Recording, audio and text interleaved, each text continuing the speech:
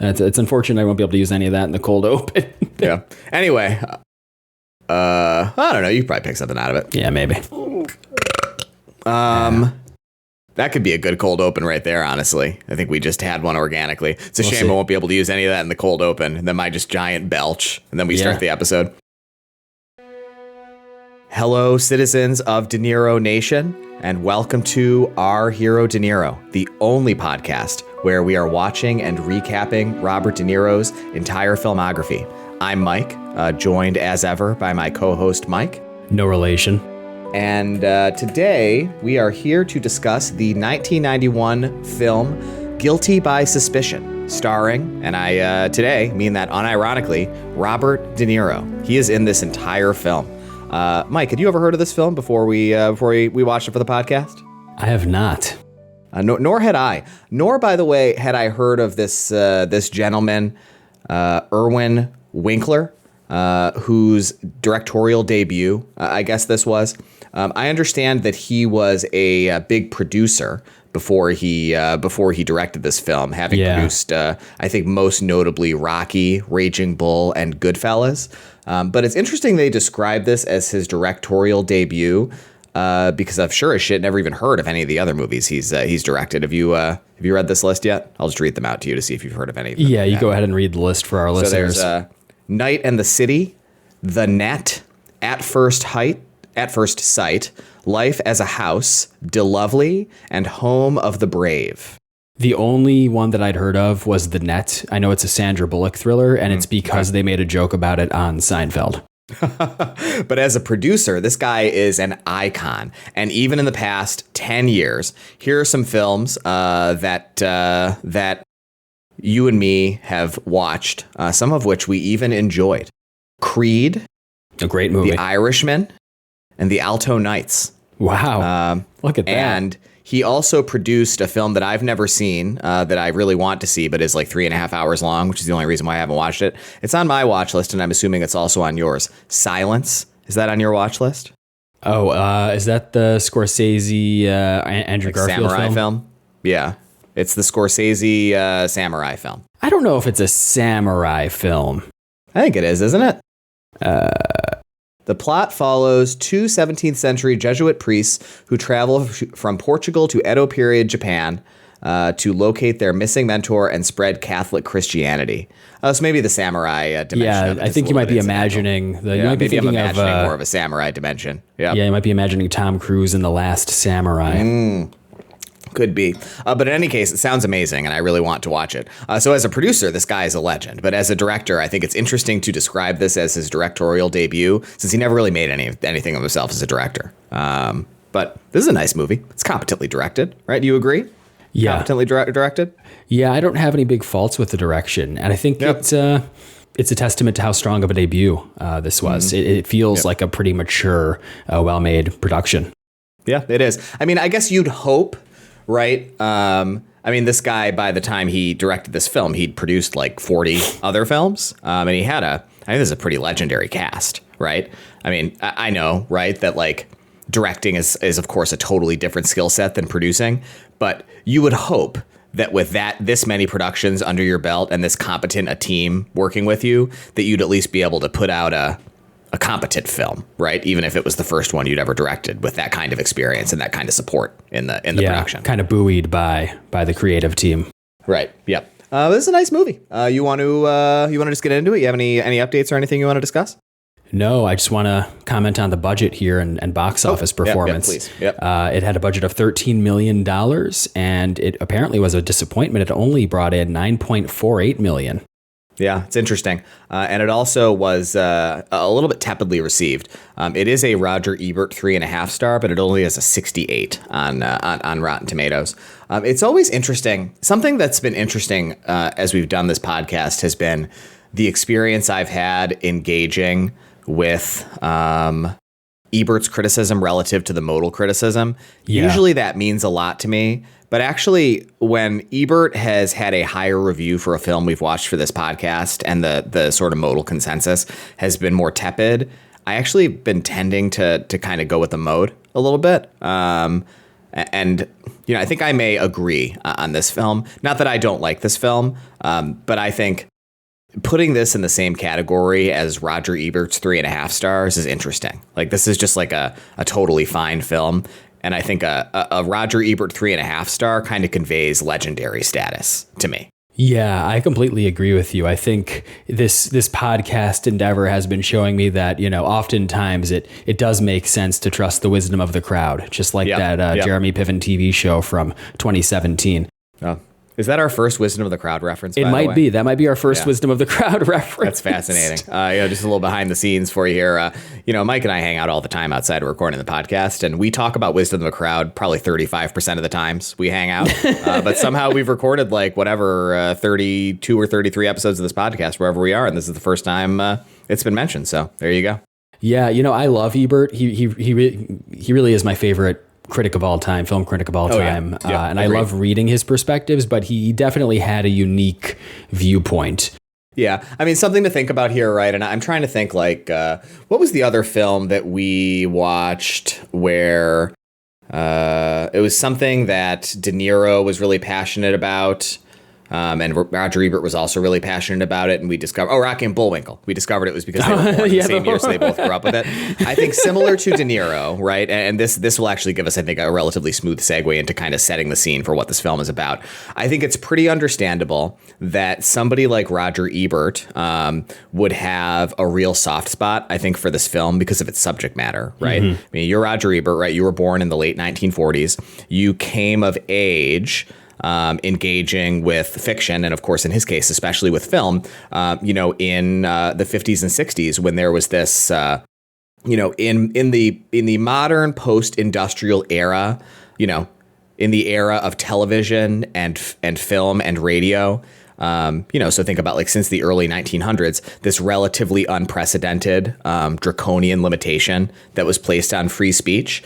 If you were somebody who really loved art and were coming of age at that time, I think that the subject matter of this film would be very important to you, which I think would maybe result in you giving it a rosier rating. And the subject matter of this film is really important, and I think it's done quite well. It's just, for me, it's a little paint by numbers, which is what I think diminishes it a little bit in my eyes. Certainly not to a bad film. It's a nice film, but I don't have the emotional connection to the subject matter that somebody like Ebert or I think De Niro probably did when this film came out. So that being said, as I just alluded to, this film is about the Red Scare. So a little bit of history for folks who may not be aware. So I think it started in the late 40s. I did not read about this at all. So we're I'm doing this from memory and from the movie. So this is memory of high school and college history class and the film. This is my depiction of the it started the in events earnest. Of the Red Scare. It started in earnest in the late 40s, 1947. Okay. In the post-World War II period, right, think about the sort of geopolitics of World War II. There was an alliance of convenience in World War II between the Allied powers, who were, I think, more capitalist in their kind of economic expression, and the portion of the Allied powers, Soviet Russia, who was more communist, obviously, in its expression of economics, to defeat the axis of evil, who are obviously, much worse, I think, in the eyes of both communist Russia and capitalist United States than each other were, even though there was, I think, little love lost, ideologically between these countries. And so there was this alliance of convenience between the West and the East that really started to fracture and ultimately devolved into the Cold War in the post-World War II period. And if you think about what the 20s and 30s represented in American life, I alluded to it earlier. In the 20s, late teens to 20s, we had the advent of ubiquitous radio broadcasts, right? In the 20s and really starting in the 30s, we had the golden age of cinema. And then in the 40s and 50s, the introduction of television, into becoming ubiquitous as a medium for information transmission, really, I think, in the late 50s and 60s. And so in the 30s, kind of commingled with this post-World War I, pre-World War II anxiety, and also the Great Depression and the kind of, frustration that normal people were feeling with the paucity of their material circumstances, and I think an earnest empathy and support that the well-to-do folks who weren't being as negatively impacted by the Depression felt for their more downtrodden countrymen, and along with the broader availability of, I would say, like maybe non-core narratives, right? Kind of in the pre-World War I era, and even in the 20s, the information was the information, right? You read the newspaper, that was it, and we've seen, I think, the end of this more freedom, this more free information ecosystem over the past 10 or 15 years, which is not good. But in the 30s and 40s, when things were opening up a little bit more, it was really good. It was getting folks exposed to different ideas and allowing a little bit more open-mindedness and a little bit more free expression.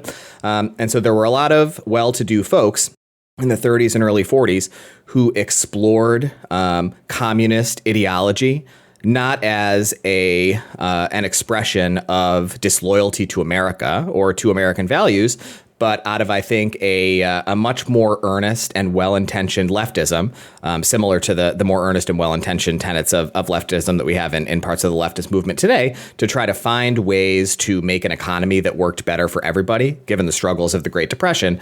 But communist ideology, socialist economics, those ways of thinking about things are so inextricably tied with both pacifism, which came to be seen as very un-American in the post-World War II, sort of pre and into the military-industrial complex era, as well as with kind of Soviet-Russian geopolitics and economics.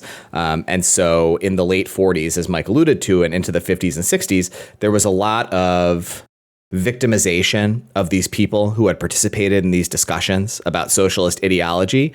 And, it was really quite bad. And so the Red Scare, right? You think about the McCarthyism, right? There's a very, very famous senator in the early 50s named Robert McCarthy, who kind of was the major figure in this whole mess.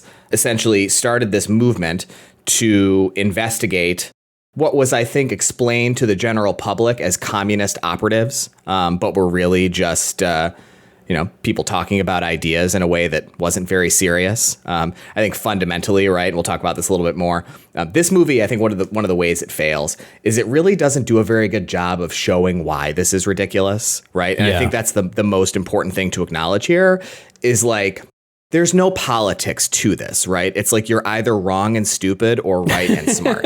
Like it is totally fine to be anti-communist. And like at the time, right? Think about the 40s and 50s.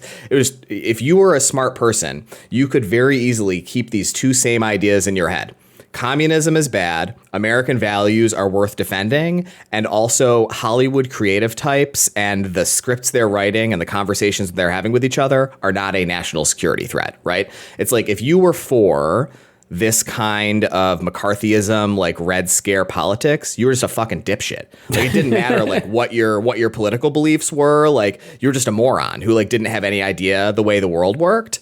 And I think this film does not do a very good job of depicting that dimension of what happened historically, because it doesn't really show like, you see a little bit of stuff that happens where it's like you see like the Larry guy like burning his books, and the books that the David Merrill, Robert De Niro character says he's burning are just works of classic literature that don't have any like anti-American dimensionality to them. And you hear them talk about this a little bit in the congressional hearing toward the end of the film, but it doesn't do a very good job of, I think, explaining to the viewer why this was so silly. Like the sort of the vapid nihilism of like destroying people's lives and creative expression and everything to wage this war against something that ultimately wasn't going to hurt America at all. Like it's all so silly. And so I think ultimately like that's where this film is weak. It's a fun depiction of events, but I think if you came into this without a relatively robust understanding of what was going on in this period of American history, you might walk away being like, yeah, but communism is bad. And like, that's fine. You can think that like, I am for America, like historically in the Cold War versus Soviet Russia. Like I'm on America's side. Right. But you didn't need to do this to be that way. Like you can recognize that this was silly. Right. To anyone with power listening to this episode, please don't send Mike and I to prison for anti-American values. We love I'm America. Pro-America. Yeah, I love America. Just because I'm one of the co-presidents of De Niro Nation does not mean that I don't love the United States of America. Before we start the recap, do you have anything that you want to add about the kind of historical or socio-political context here? No, I think you did a good job providing some context for this. As soon as you mentioned World War II, I just thought, oh, this episode's going to go so hard for our boomer listeners. I don't know if we have any, but maybe this is what's going to bring them in, you know? Yeah. An episode about the Hollywood blacklist. But no, sure. I think that's a good backdrop for it, and I'm excited to talk about the movie. All right, so let's get into it. It's a relatively paint by numbers story, and it's nice. But so extremely our main paint by numbers. Yeah. So our main character here is this guy named David Merrill, but we're not going to meet him right away. He's played by Robert De Niro. We actually start at a hearing in 1951. So think about like the structure of the House, right? So the House of Representatives is America's. It's the lower chamber of America's. What do you call that? It's not a parliament. We don't have a parliament.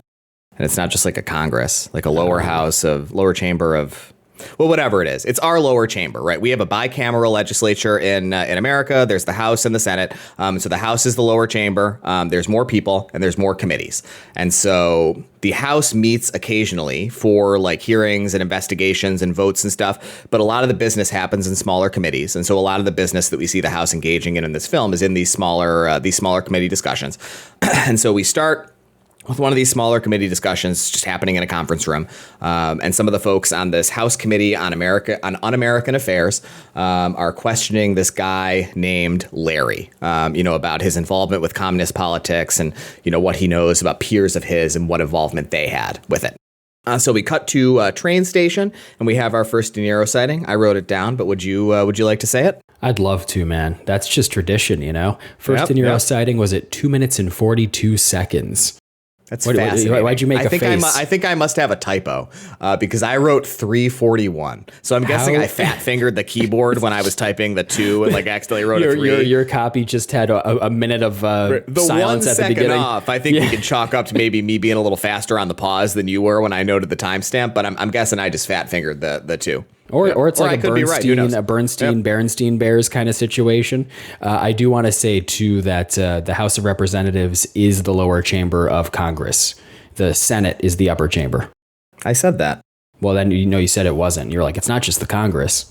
No, there's a word for legislature. It's probably just legislature.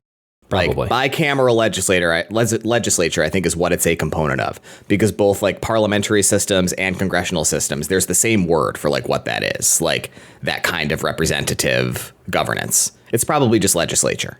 God, if only we could have recruited like a local politician or like lawmaker for this episode. Yeah. Our congressman, Joe Morelli, you remember this story? He came to my house. That's right. Maybe a few years ago, and I didn't answer the door because like I looked at the doorbell camera and didn't want to answer the door for some stranger. He's a strange white man. But then after he walked away, a few minutes later, I went out and looked, and he'd left like a Joe Morelli for Congress thingy on the door. And I looked him up and looked at the picture, and I was like, yeah, that was him. He was actually like at my door. And I'm like, God damn it, I could have like talked to like my congressman for a few minutes. I totally missed the opportunity to talk to like an actually important person in the federal government. Yeah, I mean, it speaks. This is a real Death Stranding situation, right? Everyone's become so isolated in their houses with their smart doorbells and what have you. Peeking through the blinds. Oh, I can't answer the door. There's a scary middle-aged white man knocking. He's holding flyers. I'm sure he's not my house rep. I love it. And just as a side note, I've never played Death Stranding. I'm just so in the know when it comes to the cultural zeitgeist that I'm able to make these references. Yeah, I mean, this episode's not going to come out for 17 months, so nobody's going to think about Death Stranding when it comes out. Listen, I'm specifically referencing Death Stranding 1. Okay, I don't know shit about Death Stranding 2. Yeah. I think it's just more a Death Stranding 1, although I haven't played it, and you know what? I don't think I'm going to, honestly. Oh, really? It makes me really sad to say, but one. I did, but I just, I think that I need to accept, honestly, and this is just part of, I think, getting older. I don't really have time in my life for many like meaty single player gaming experiences anymore. I think I have to be kind of thoughtful about what I'm going to spend my time doing. And, Donkey Kong Bonanza is going to come out in a few weeks. And I think if I only get to play really 2 or 3 single player games a year, which I think is what I really have time for, I don't think Death Stranding makes it onto that 2 or 3 anymore. I don't know. You just reminded me of when we were together recently. And this is why we have to create our separate spin-off podcast, All Mic'd Up, where we just record our conversations when we're out drinking. I don't remember what teed this up, but you telling me that Mario Kart World is not a game for children gave me it was the biggest laugh I've had in quite some time. Can you guys write into the podcast, please, and let us know if you think that things that are child friendly are then by necessity for children. Mike and I are having a little bit of a categorization, I think, set theory debate here, which is, it's probably the most autism spectrum coded thing about me is how much I love arguing about what categories things are in.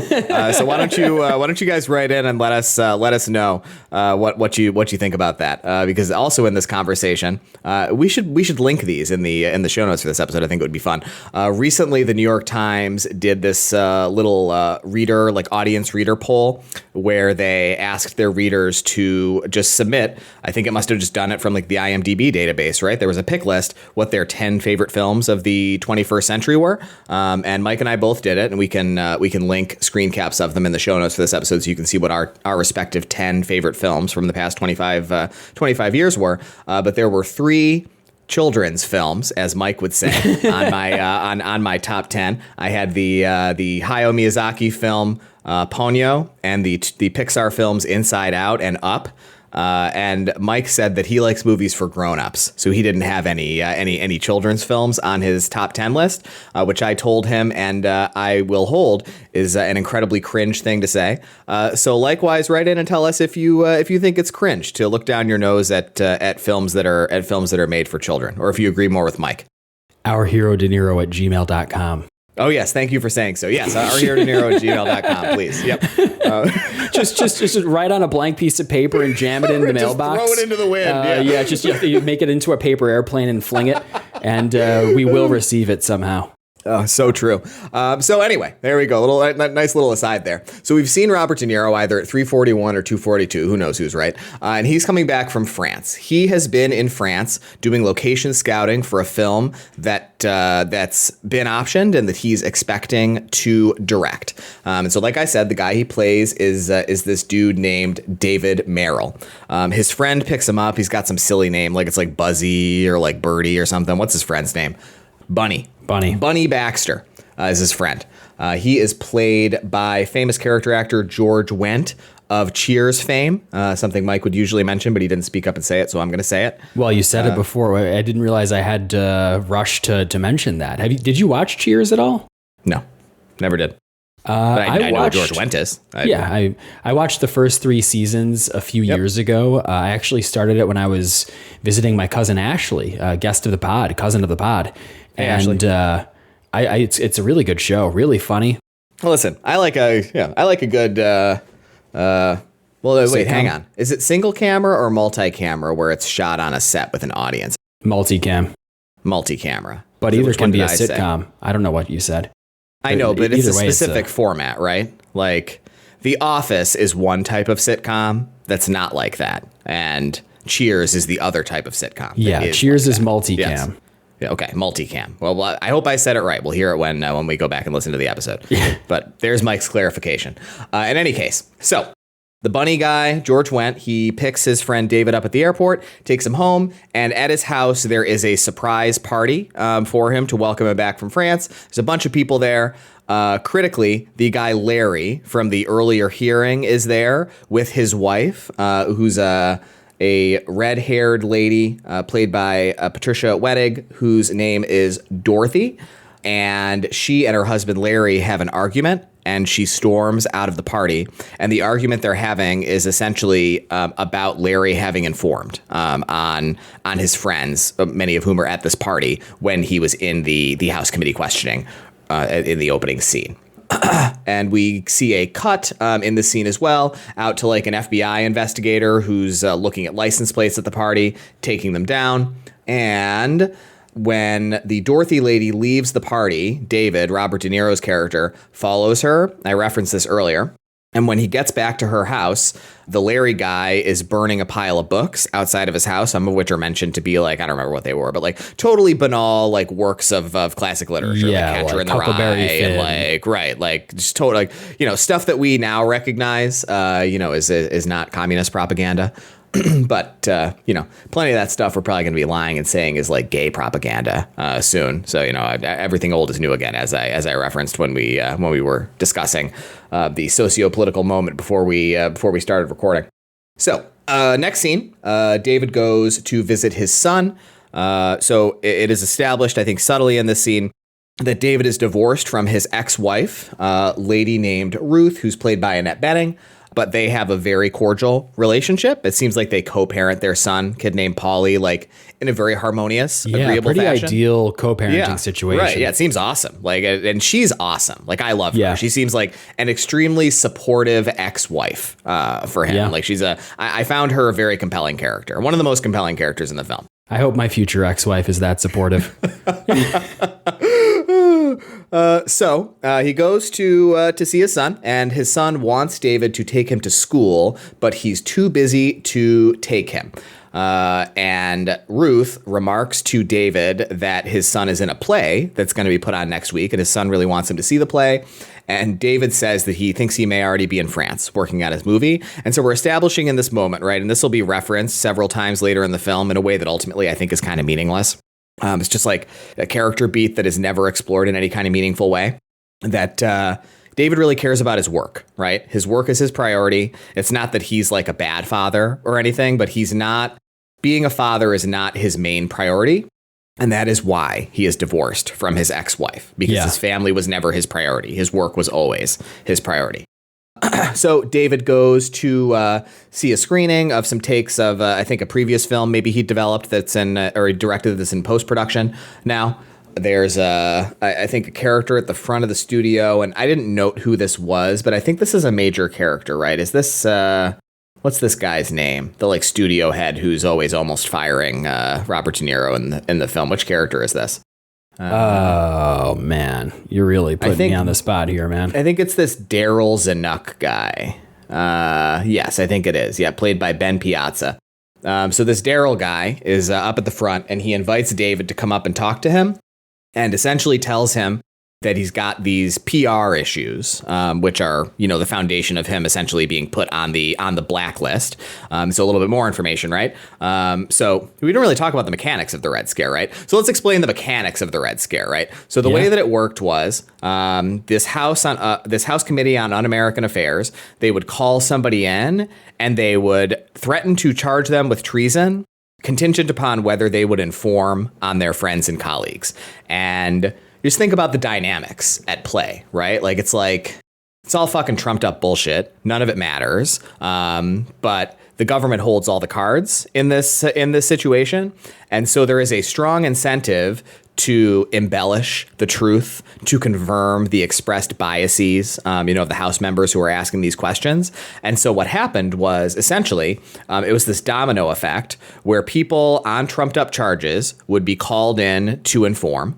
They could plead the fifth if they wanted to, but the general, I think, consensus legally and from a sort of PR perspective was there would be no reason to plead the fifth unless you were a communist. And so nobody did. Real catch-22. And so they would just make up bullshit to get out of it. And so they'd make up bullshit on the next person. The next person would get called in. He or she would make up bullshit on somebody else. And like nobody was actually a communist. It was just this this is like conceptually, right? It's this thing that we all understand as like perverse incentives, right? When you are designing structures of like business or governance, you have to think about like, oh, we're trying to get this thing to happen, right? We're trying to find the communists. But you have to think about like, what might happen that we don't intend to have happen due to this incentive structure that we have created? What are the unforeseen consequences? Right. Yeah. And one of the, I think, kind of outcomes of this perverse incentive structure that was constructed during the Red Scare is that a lot of people, almost everybody who was named, were not communists. But it just created this domino effect of people being falsely accused and then having to turn state's witness on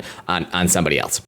So this is our first clue that David has ended up on the Hollywood blacklist, which is essentially a list of people whom development executives and, like senior folks in the studio system were being coerced into not employing until they went to see the committee and informed on their colleagues, who would then end up on the blacklist, who would then have to inform to be taken off the blacklist. So David is on the blacklist.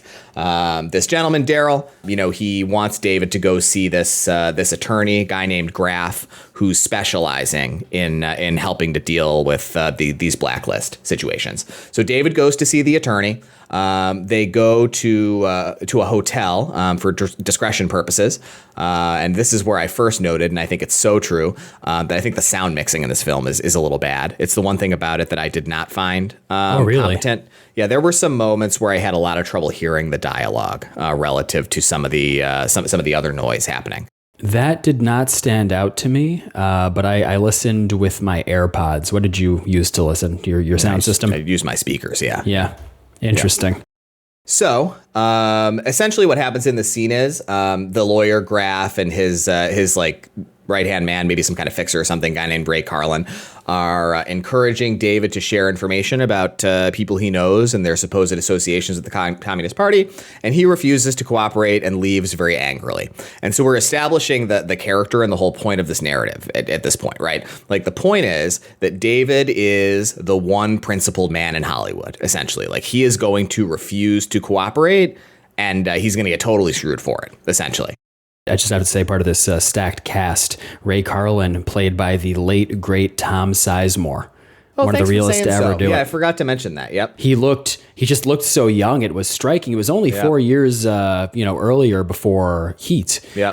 For him, the action was the juice. Well, for me, the action is the juice.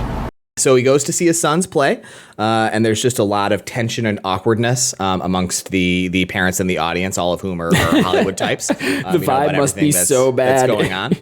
So he goes back to see the Daryl gentleman who recommended that he see the Graff attorney, and he talks to the Daryl guy's secretary outside of his office, and she tells him that the Daryl guy can't see him.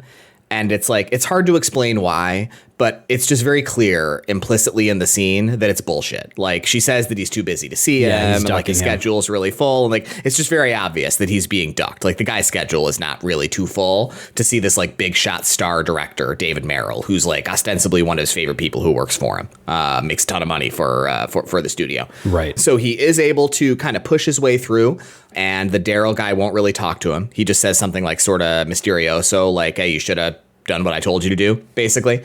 And so when he walks out, one of Daryl's aides tells him the picture he was making has been canceled due to pressure from politicians, pressure from the business leaders who are on the studio's board of directors, whatever.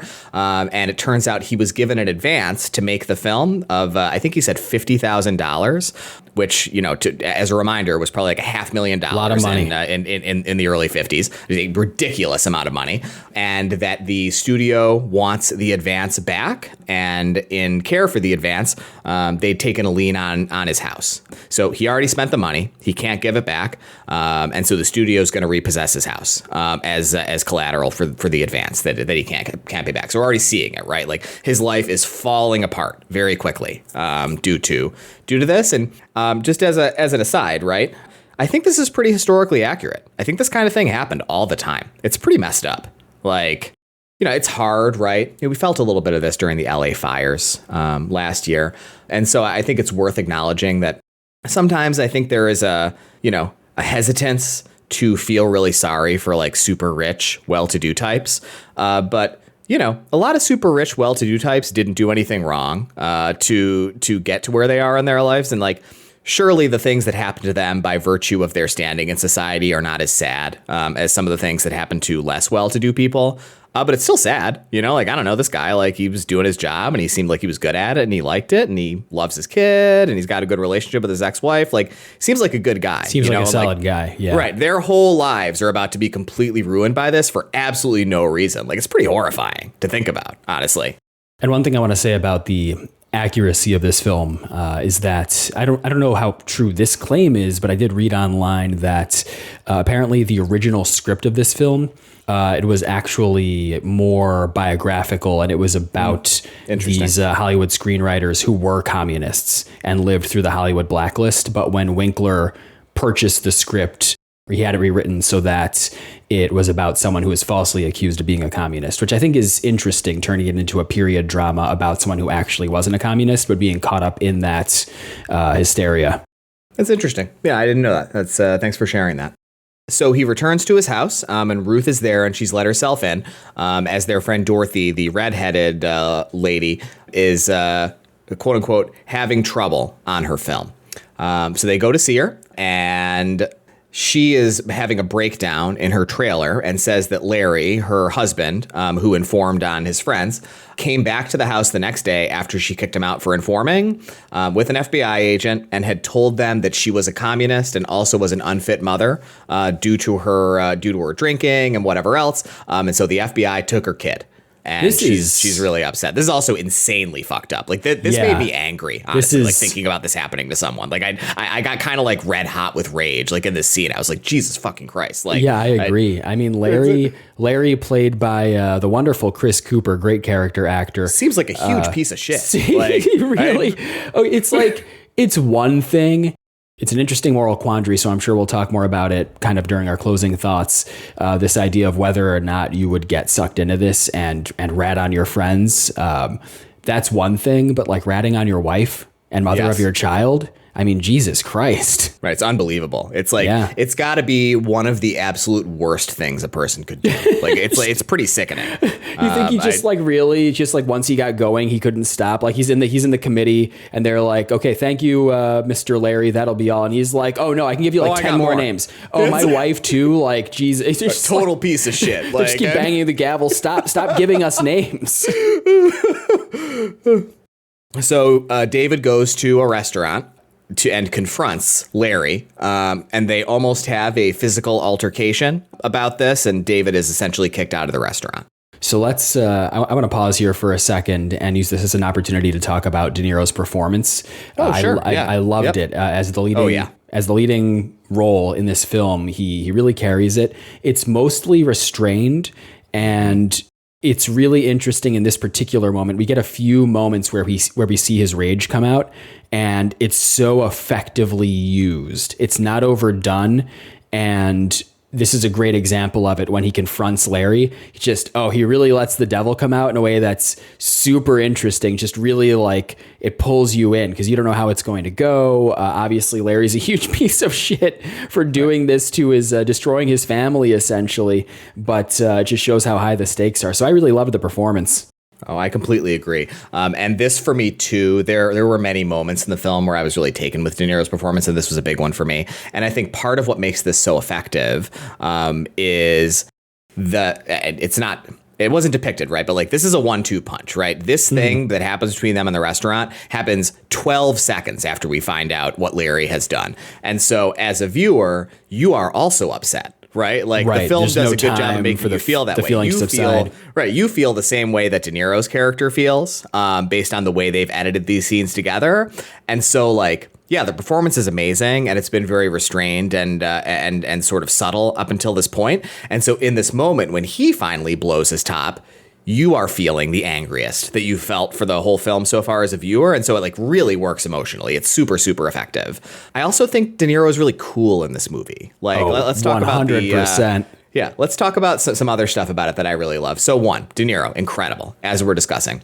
2, we've talked about this a few times. I think we should mention it whenever it happens because I think it's something you and me both enjoy about film that maybe isn't something that everyone is really passionate about. Costumes in this film, amazing.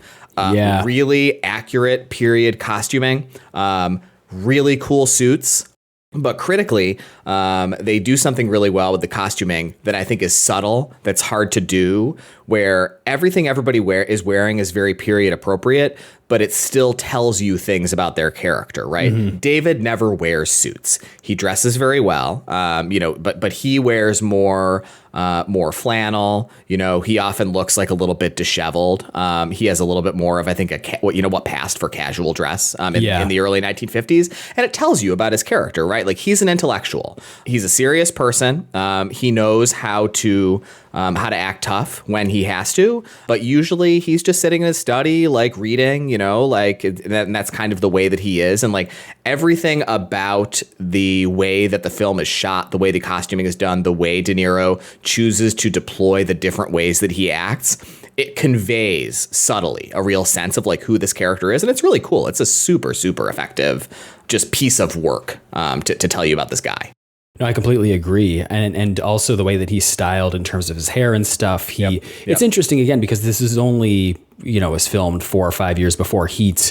Him and Tom Sizemore look so much younger than they do in Heat. They do. I agree. Because De Niro, he still has very dark hair, and it's kind of a mop top, kind of disheveled in a way that conveys that he's this artsy sort of person. And I noticed too, when the film ended during the credits, it said that selected suits were provided by Hugo Boss.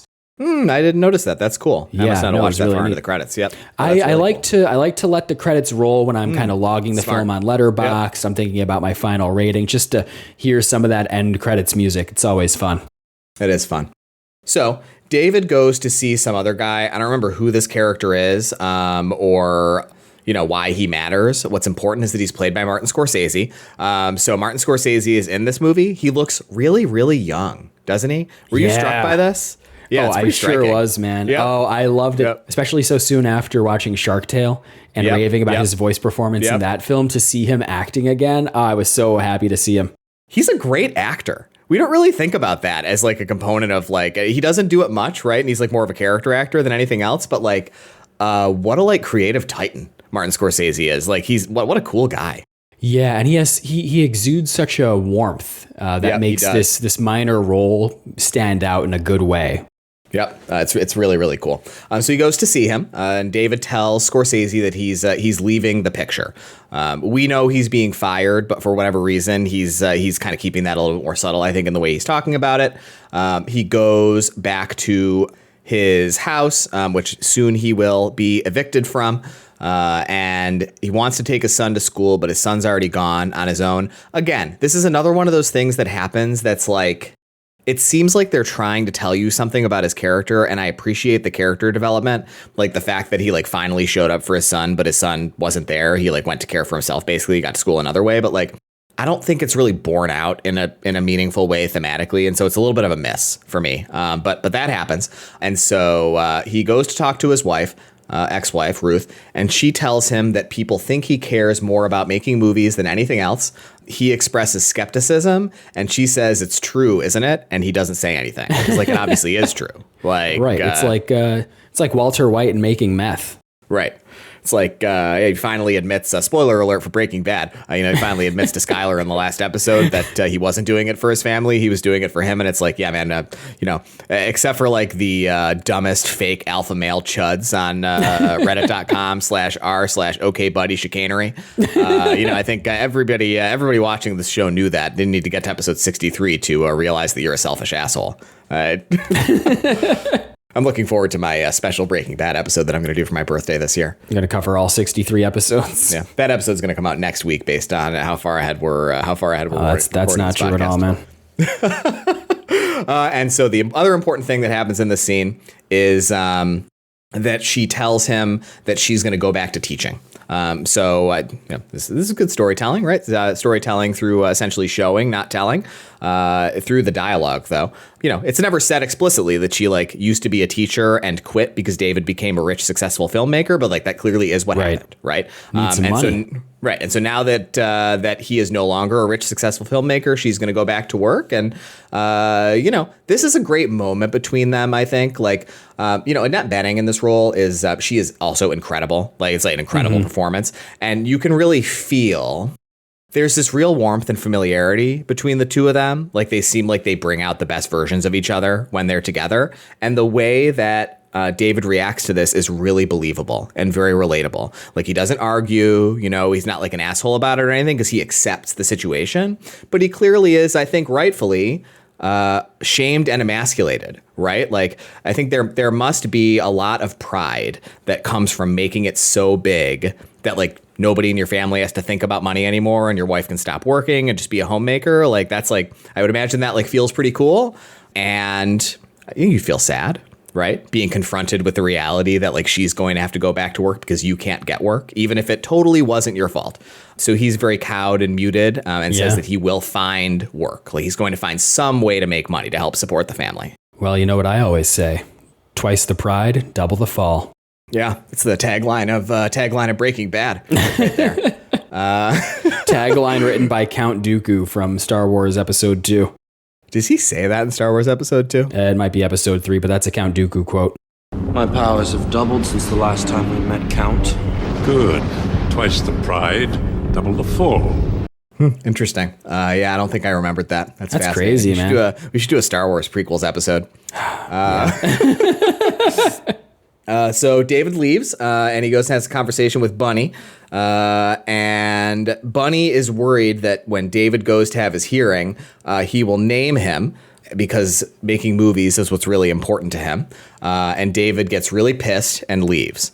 He tries to go on the studio lot, wants to go to an editing room, I think probably to see something going on from a post-production perspective for some previous film he worked on.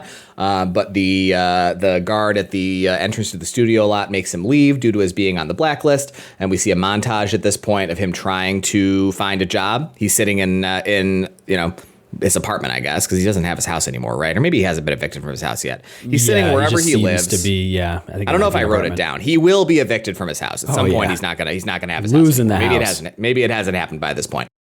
It's a montage of him basically calling everyone he knows on the telephone and like begging for some role on a film, and everyone's telling him that they can't hire him, essentially.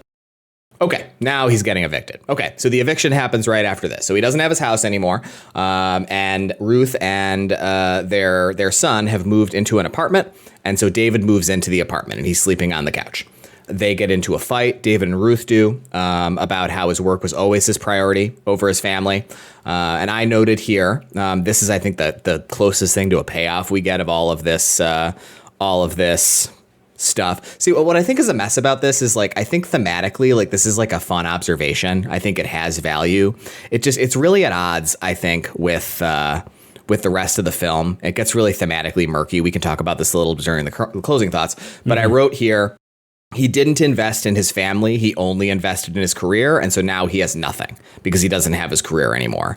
And I think that's like, that is a very worthwhile. It's so funny how much we're talking about Breaking Bad. I didn't think about Breaking Bad at all while I was watching this. Even though it is like it's absolutely one of my favorite works of fiction of all time. It's kind of what Breaking Bad is about as well, right? It's like Breaking Bad, and I think to a certain extent, this portion of the theming of this film is about, I always say, the joy of vocation, right? It feels incredible to love doing something and to get to do it and to know you're good at it. There's nothing in life that feels better. Like it is the best feeling.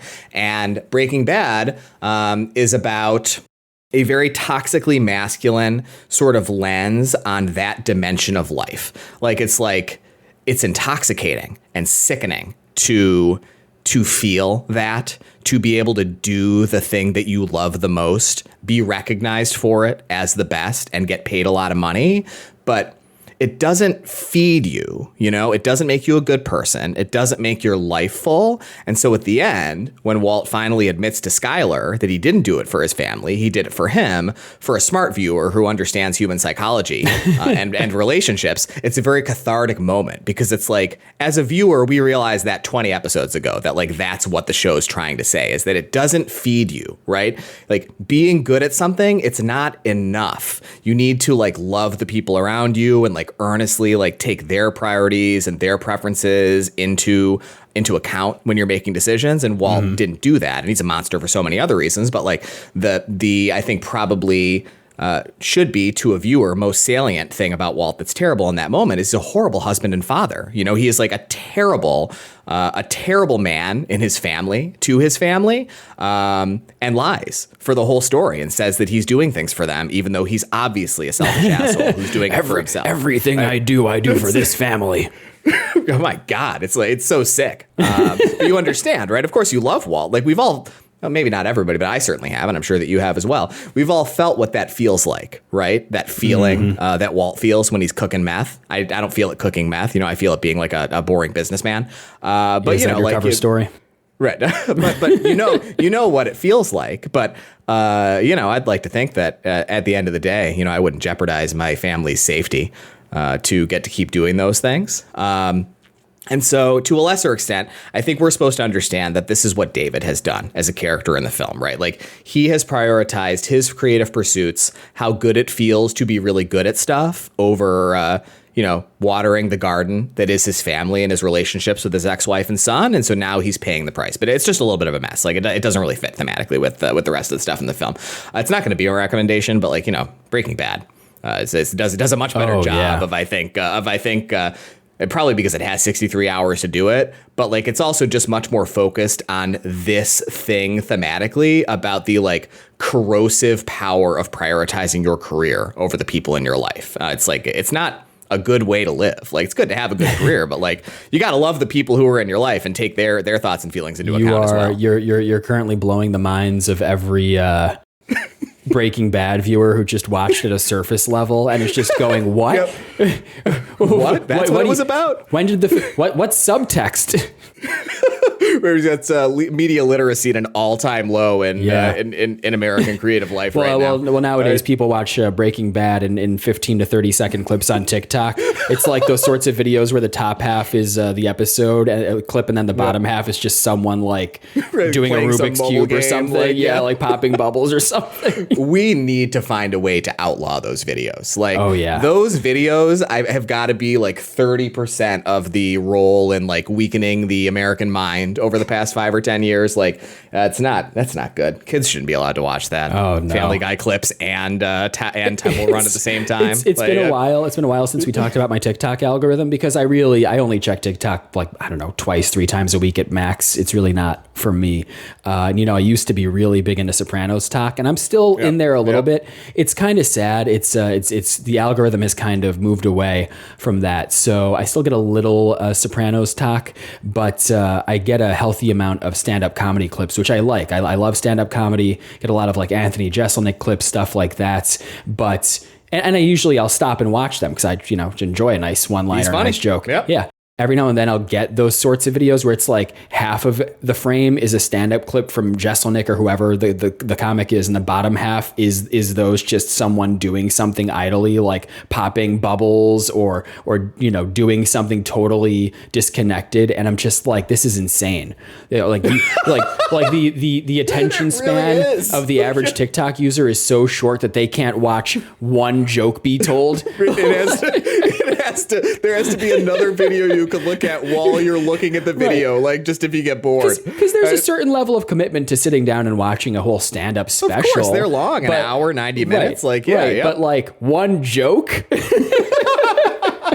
I really do think like it says it's funny to laugh about. But it's really actually quite dark and dystopic, I think, like what the existence of that entertainment format says about modern culture and what I think it portends, about the future of the American economy and about like the current young people's fitness to like, do innovation and like create things and create business value and like make the world a better place once they become adults. Because like, I don't know, man, that doesn't mean anything good about your attention span. And you need to have a good attention span to do anything productive in the world. So I'm not really sure.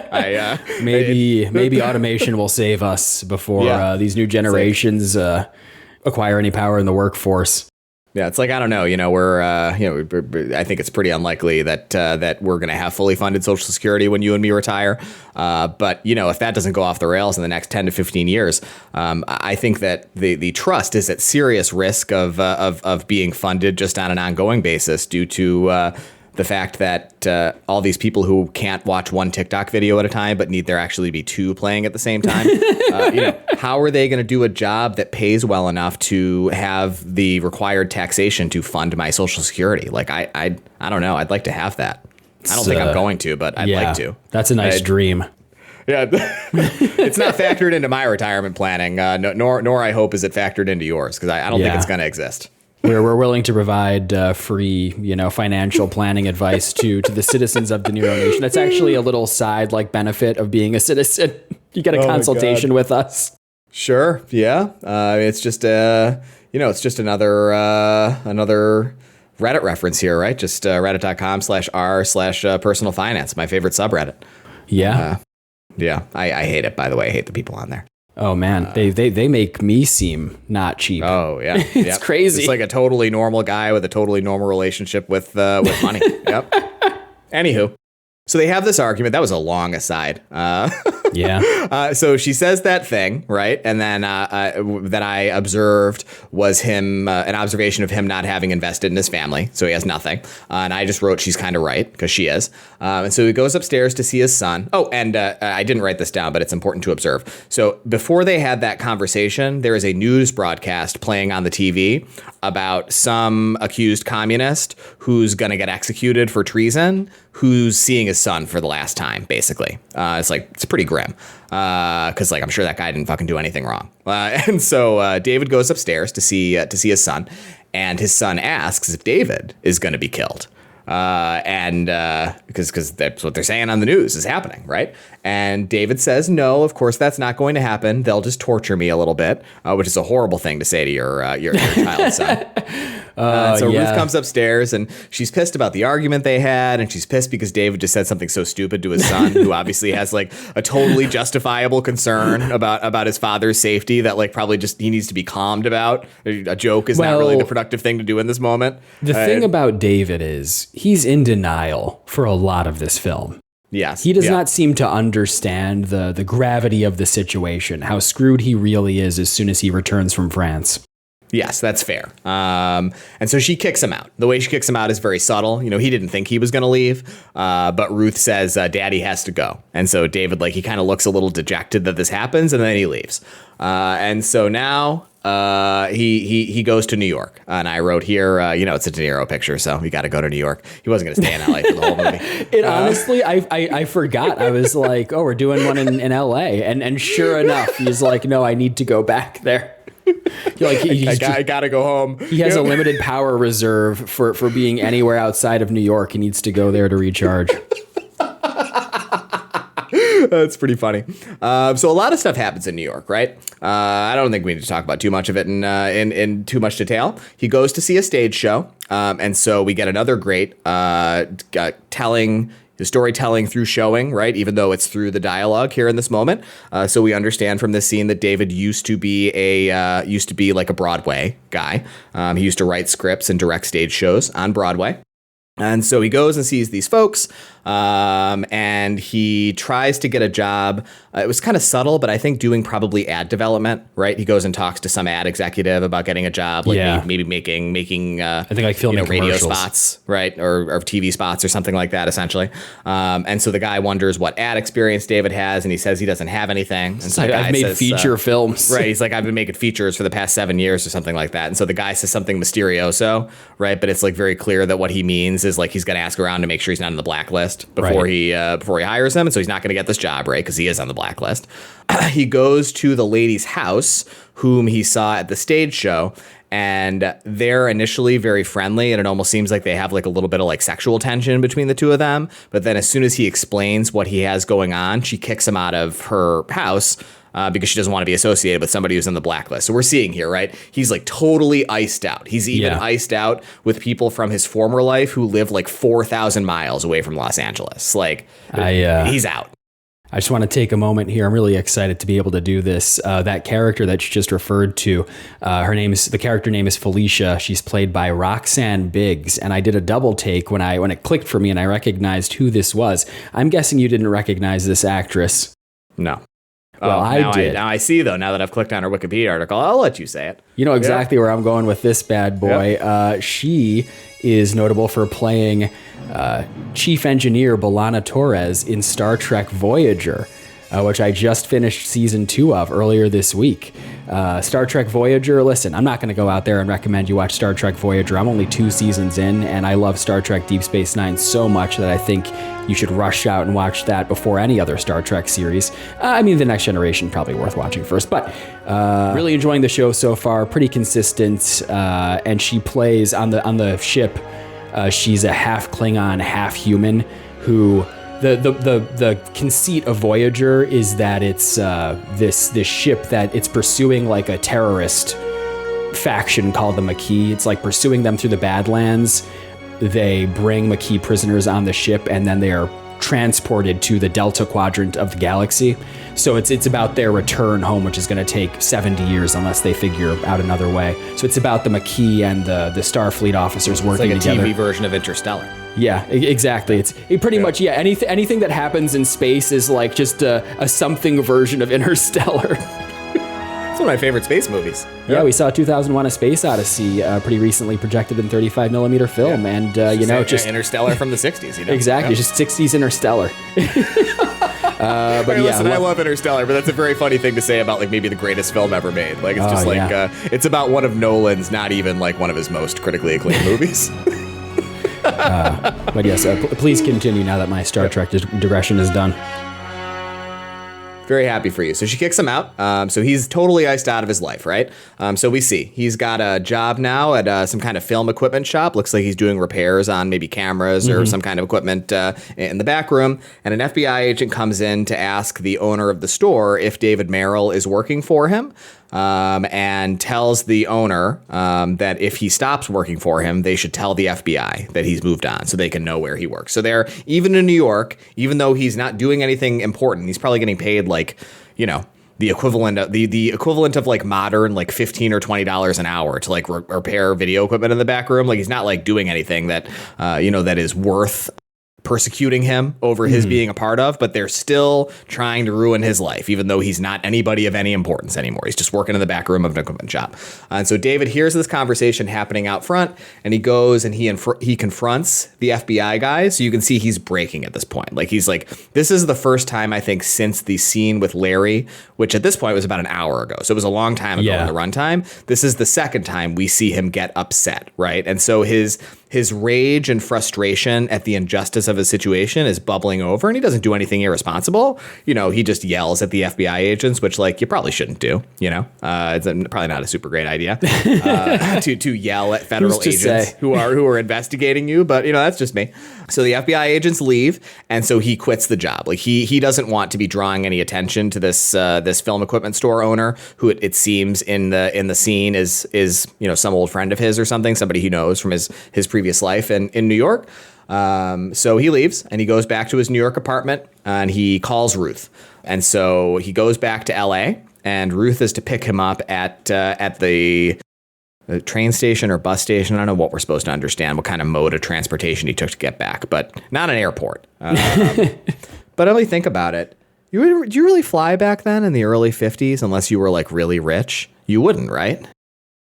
Probably not. I think it was a rich person thing back then. I think you'd take the bus or the train. Yeah. Yep. Regular so midnight run probably situation. in a subtle way that like that I think flew over my head while I was watching it. I think it's supposed to be like just furthering the general impression that this is a man who's down on his luck. Like he's not buying a plane ticket. He's taking the cheapest, most inconvenient mode of transport to travel 4,000 miles from New York to Los Angeles. Like taking a Greyhound bus ride. Yeah. Oh my God, that would take days. It would take like a week. Could you imagine having to do that without watching short form video clips that are two videos on top of each other? If I had to take a Greyhound bus from New York to Los Angeles, I would actually need to invent a whole new type of TikTok where there was actually like a third video playing. Yeah. Like I don't think I'd be able to make it. Right. Yep. I think I'd buy an Apple Vision Pro just to like wear it the entire time and use a TikTok app in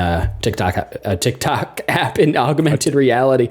God damn, try saying that 3 times fast. Yeah, but you wouldn't be able to afford the Apple Vision Pro because That's you'd be having to true. take the Greyhound Yeah. bus. I mean, it's a real gift to the Magi situation. Yeah. You know, like it's like That's you rough. finally have a need for the Apple Vision Pro, one of the stupidest, most overpriced, pointless products any modern consumer technology company has ever put out. But, you know, you're on the Greyhound bus. So you can't afford to get it. It's sad. Yeah. I'm going to start watching YouTube shorts on my TV. Rotate your TV just to rotate the whole thing on a mount clockwise. that will let Yeah. it rotate. I don't know if you can do that though. I doubt you could do that. I think Yeah, it they just seems risky. always play. Don't want to mess with that.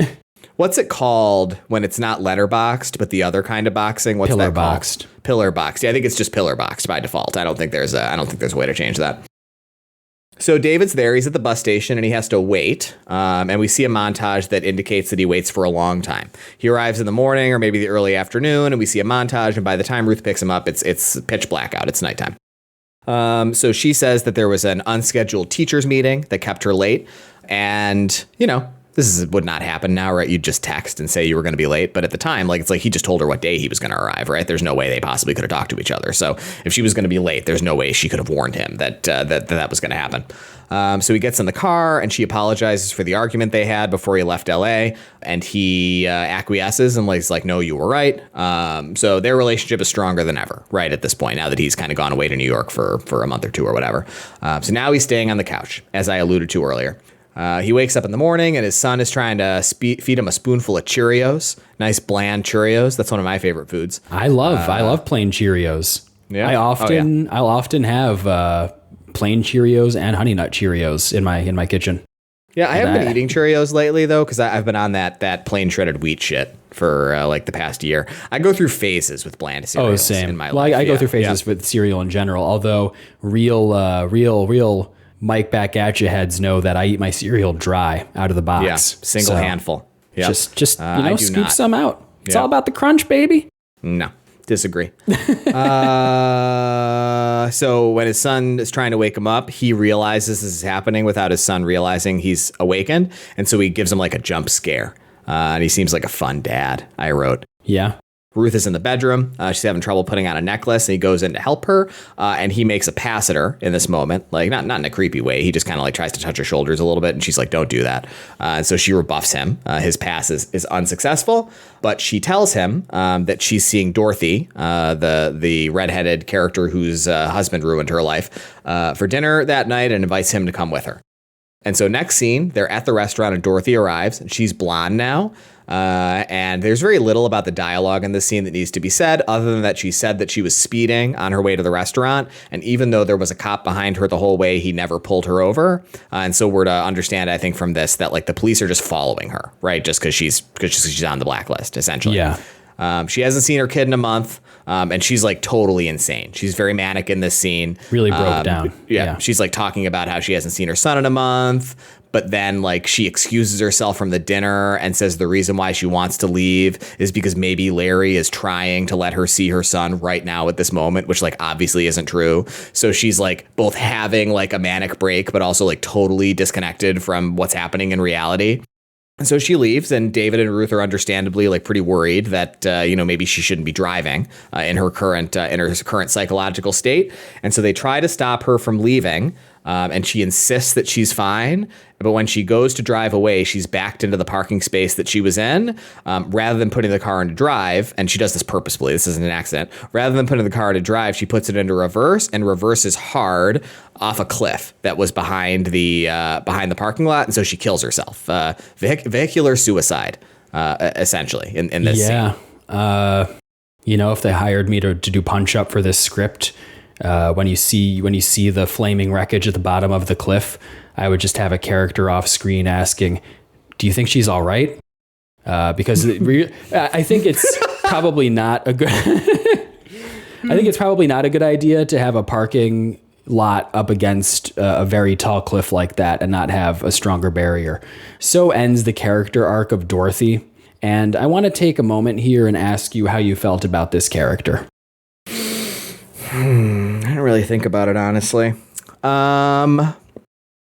Ultimately, I think her character is unsuccessful because we never really see her do anything And so I think we just have to assume, right, in a way that I don't think is amazing storytelling, that because we know that David and Ruth are good people and that they are on her side, that she must be good, that the allegations against her and the quality of her, her conduct and her fitness as a parent are not accurate.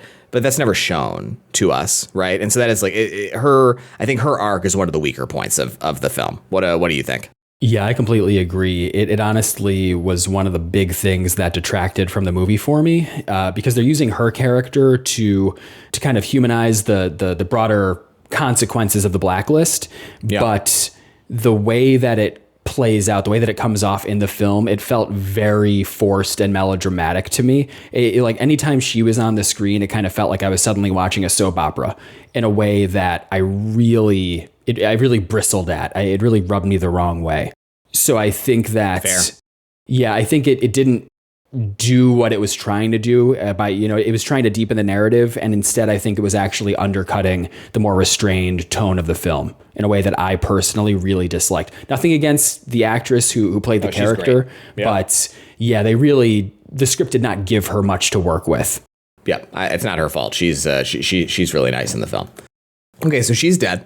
I also wanted to say you interrupted me when I was going to say this, that's what you would have done to the script, I think means that we actually need to create a whole new blacklist just to stop you from being able to work in Hollywood. It's the Mike Back at You blacklist. I'm not allowed in Los Angeles anymore. I'm not allowed in Hollywood. I call it Holly Weird. Oh, Jesus Christ. They're never going to let me write a script. Yep. So we're at the funeral. Larry's there, huge piece of shit, standing with his son right next to the coffin, and the priest who's doing the rites or whatever. And nobody speaks with each other, and Larry does not make eye contact with David or Ruth, probably because he realizes that he killed his son's mother, which is probably the worst thing you could do, I would think, right? I mean, there's like a lot of horrible things, but I think like in that context, probably besides like child molestation or like killing a child. I think like killing your co-parent of your child has got to be like one of the worst things you could do in the world, right? Like, yeah, pretty terrible. It's interesting. I feel like you saying that reminded me of our Godsend episode where we talked about the nanny Cora who sensed evil in the child and tried killing him. And we talked about how that's got to be one of the all-time worst things a person can do is kill a child. And we're making a list now. Another all-time worst thing you can do is kill the mother of someone's child. Not of someone's. Oh, someone's like your child. Yeah. Because it's like, listen, we all have, right? I believe this. It's something I believe. It's something I've always believed, but I certainly believe it more now that I have a child than I did before. We all have an obligation to everyone's children. Like right thing to do if you're a part of it. Right. The right thing to do as a part of society is to treat everyone's child as though they are your child and care for them and try to keep them safe. That being said, the greatest debt of obligation you have to children is to your own child. And so I think specifically killing the co-parent of your own child is probably the worst way you can do that because your debt of obligation is greater to them than to other children. I think killing any parent is bad, but like you specifically should be trying to protect that child from that damage. Like it's really not a good thing to do. Larry is a really bad guy. Really horrible person. So the FBI is there at the funeral taking pictures. At home, David sits on his son's bed and watches him sleep. And the phone rings, and it's some kind of producer who wants to hire David to be on a movie. We are, I think, made to understand this producer is a hack, but David both needs and wants work. So he goes to the set and he jumps right in, and I love this scene. This scene is one of the best things about the movie. Same. Something this film does really well. It's honestly like this is one of those movies that I'm talking myself into, I think, liking more the more I talk about it, because we're talking about the things we don't like, right? But we're talking a lot about how this movie does storytelling through showing rather than telling, and it's really kind of like a masterclass, honestly. So we've never seen David work, right? But you see him do it and it's so short, but you can tell he's really good at it. Like, yeah. And it's very effective. Like you only see it for a couple minutes, but he jumps right in. He has an immediate camaraderie with the actors and the other folks in the production. Even though the movie's stupid and he knows it's going to be stupid, he like gives it 100%. He's just really committed to like the art and craft of making films. And like, you feel it in the moment. Like you feel for him. You're like, oh, like this is what he's supposed to do. It would make you feel really empty if you couldn't do it. And it's amazing. Like it really makes you relate to his character. It's really cool. Well, you know what's interesting about this scene too? I noted that it's when the film feels the most alive in terms of its cinematography, because this is it's a very restrained, period drama, and the cinematography, it's nice. A lot of really smoky, hazy kind of shots.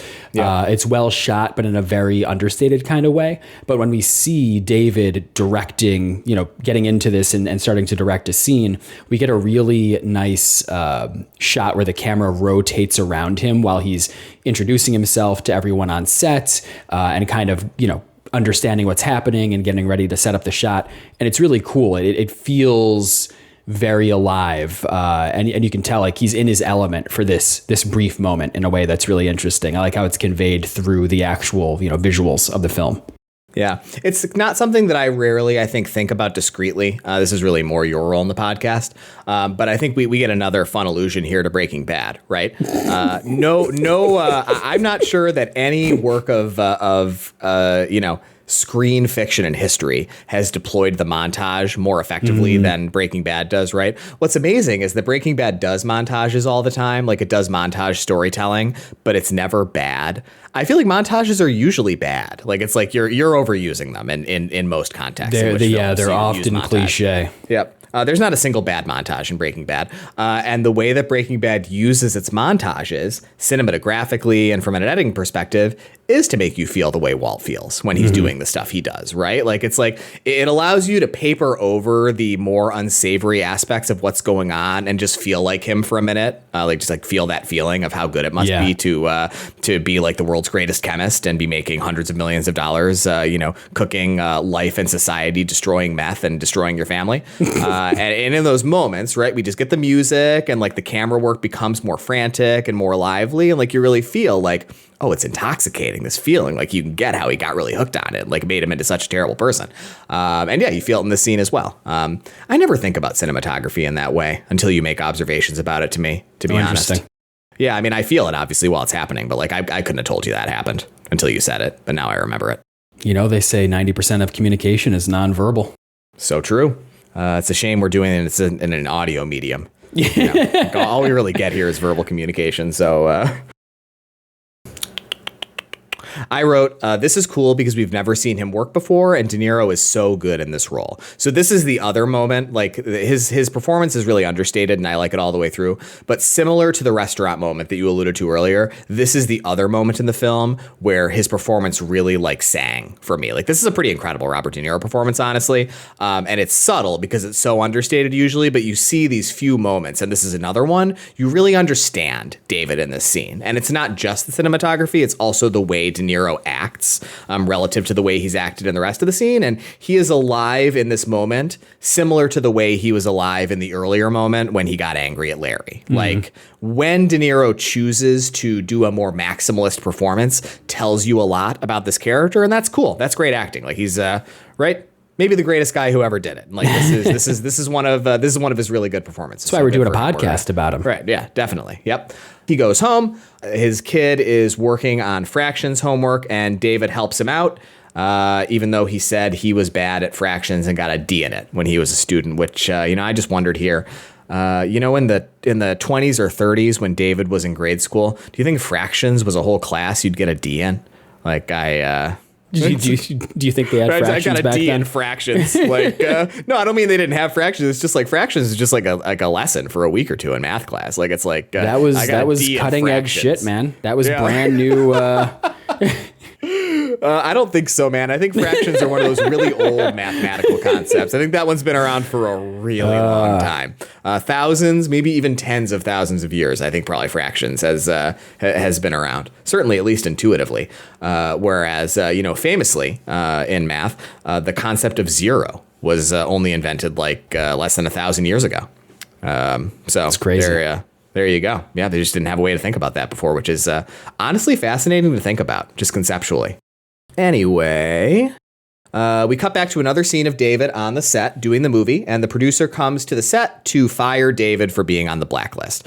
So they had an agreement, right, that David would direct, he would get paid, he would not be credited.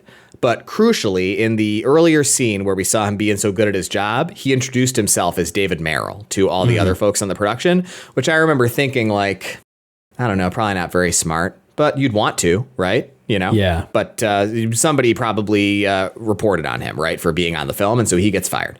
And we get another little bit of character development here where the lead actor, is quite upset that David is being fired, which I think is meant to, again, signal that David is really good at what he does, right? Like, he's only been working on this for a few days, but he's already developed this really easy rapport with the other creative folks, as he's really good at what he does. It's really sad that he doesn't get to do it. Cut to a scene of Christmas, so it's a few months later. David is with his son, and they're doing some window shopping. They're looking at a bicycle in a shop window. And there's a guy standing off they're on the sidewalk, right at the portion of the sidewalk that is closest to the storefront and sort of closer to the road on the edge of the sidewalk. There's a guy just really staring at David.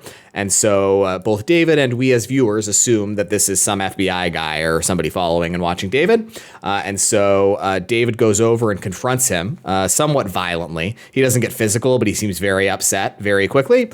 And it turns out that he's just a random dude who's just like looking at him like maybe he was lost in thought or maybe he liked David's hair or something. But like he wasn't with the government spying on David. So David is super embarrassed. And so we see in this moment, right, I wrote, he's going a little bit insane. Like we're seeing him start to unravel from the isolation of all this. He goes back to see the Daryl gentleman, who's assuming he's going to inform, and David says he's not planning to, but he is about to be subpoenaed, and he gives a really nice Robert De Niro monologue here about what he's being asked to do and why he doesn't want to do it, essentially. He goes to see Bunny. Or no, sorry, I didn't write this down, but I remember. Bunny actually comes to their house to see them, and he says that he went to his hearing and they asked him to sign an affidavit, sworn statement, that he wasn't part of the Communist Party. But after he signed it, they revealed that I knew he was because he'd attended a meeting in New York back in the 30s. So now they have him for perjury. He asks David and Ruth for permission to inform on David as a way to get out of this. And they get pissed and kick him out of their house. Yeah, I don't know. He was looking to be absolved for this thing that he wanted to do, but I don't know what reaction he honestly thought he would get. Yeah, and I didn't think about it during the scene, but now I am because we're talking about it. You know, David wouldn't inform on him, right? And spoiler alert, he's not going to. Right. And earlier in the scene, Bunny told him he thought he would. So it's a real role reversal here where, like, you can understand David being pretty pissed because in this movie, right, we're supposed to understand that he is either the best or among the best people at what he does, who is being prevented from doing what he does really well and enjoys doing. And he's one of the few people who seems to have the strength of character to not allow that to, like, corrode him morally. But everyone thinks he's going to. And it's like, that would be really alienating. You would be so pissed if that was happening to you. Like, not only is this horrible thing happening to me, but like nobody in my life understands me. Like everybody like thinks I'm like so much weaker a person than I actually am. Like that blows. It would be a really horrible thing to experience, I think. Yeah, that would really suck. Yeah, I'm liking this movie more the more I'm talking about it. I think David's a great character. I think it's like he really carries this film. Like it's an amazing De Niro performance and it's a very compelling character. Like it's pretty good. Yeah. Okay, so now David and Ruth sleep together, right? Their chemistry has kind of been building for this whole like sort of second half of the film. And David goes to see Daryl again, and Daryl makes one final play to get him to go cooperate with the committee and says he's got this script. David reads it, he likes it, and he says it's optioned, and he can be the director attached to it if he just cooperates with the committee. And we get a great De Niro monologue here in this scene as well when he's talking to Ruth about how he's thinking about it. He says, "Am I supposed to spend the rest of my life dreaming what I could have been?" And so that's kind of like, that's the encapsulation of all of this, right? It's like, this is David's crisis. Like, it's like, you know, at what point should you allow yourself to be corrupted morally to get to do something that you really want to do, right? Especially if that thing is worthwhile. And like, we're here on a film podcast, right? And so I think that all creative endeavor is good in and of itself. It doesn't even have to be very good. It's like there is innate moral, social, intellectual value to being a part of something creative. And it's sad that he doesn't get to do it. Like I understand his crisis. Like, it's like, is it really worth like all this pain I'm putting myself through, not getting to be a creative person, which is what I thought I was going to do in my life, for this thing that like ultimately really doesn't matter because everybody else is cooperating, right? So like, who cares? And it is like, it's a crazy crisis to imagine having to go through. It's pretty dark. And so now we're at the end, right? So we're a minute or two from the end of the recap here. So he's subpoenaed. He goes to speak to the committee. And I talked earlier, right, about the way these hearings are functioning. So most of I think maybe even all of the hearings that we've seen little snippets of so far have just been closed door committee hearings, like subcommittee hearings. But now we are in the House chamber, right? So this is like a full meeting of like this committee in a House chamber. It's like, the parliamentarians there and like all the microphones are there. There's cameras there. Like everything's happening. It's like when you see it on TV, right? Like when you see a congressional hearing on TV. And so he goes to the committee hearing. He's asked by the House member who's leading the hearing to share whose homes the meetings he attended in the late 30s were held. He refuses to answer the question, dismisses the Graf attorney guy whom he'd brought with him. He's shown photos of his attendance at an anti-nuclear weapons rally in 1946. He again refuses to cooperate and gives this very impassioned speech, which I think is correct, about how fundamentally this whole mode of inquiry is what's un-American, right? Like the idea that there should be, I think arguably any, but certainly this many restrictions on the types of meetings that folks are able to have and the kind of speech that's allowed and everything is, it's maybe like the most un-American thing imaginable. And it's a pretty moving speech and it's a pretty amazing De Niro performance. And so he refuses to cooperate ultimately. He is charged with contempt of Congress and leaves. Ruth looks really proud of him, even though he's just totally ruined her life, because in the scene also, the House member says that he knows that Ruth is a teacher and he doesn't think that communists should be able to be teachers. So he's going to introduce legislation to make it so you have to swear a loyalty pledge to the United States to be a teacher. And so she's probably going to lose her job as well. And we see Bunny come in. And the last shot of the film is he does not inform. He pleads the fifth. And so I think we are supposed to understand, that there was value to David having done this, even though it's just a small drop in a big pond, because maybe it will create some kind of permission structure for more people to not acquiesce. And that's the end of the film. What did you think of it? Time for closing thoughts, final ratings. This is another one of those films where I kind of waffled back and forth on my rating. And to your point, I think that the more we talked about it, the more I liked it too. So I'm giving it a soft 3.5 out of 5. And I want to just comment on what I liked and what I didn't like here. So things that I liked the subject matter. I'm not really all that interested in films about Hollywood generally. I think that, for obvious reasons, people in Hollywood tend to really enjoy making films about the magic of making movies. But this isn't what that was about, right? Like it's about an interesting period in American history, the Hollywood blacklist, that I think is pretty underrepresented in Hollywood history. Yeah. I struggle to think of a recommendation because it hasn't been talked about very much, actually. In film. And there are other films about it, but I just haven't seen some of those more popular ones. But I think it's really interesting, that sort of McCarthy era paranoia, people turning on each other, the destruction of people's lives in this industry. So interesting backdrop for a film. Robert De Niro gives a fantastic performance. It's, like we said a couple of times, it's warm and understated for a lot of it, but there are a couple of moments where his rage is allowed to come out. So you see there's just a lot of depth to the performance in a way that I find very appealing.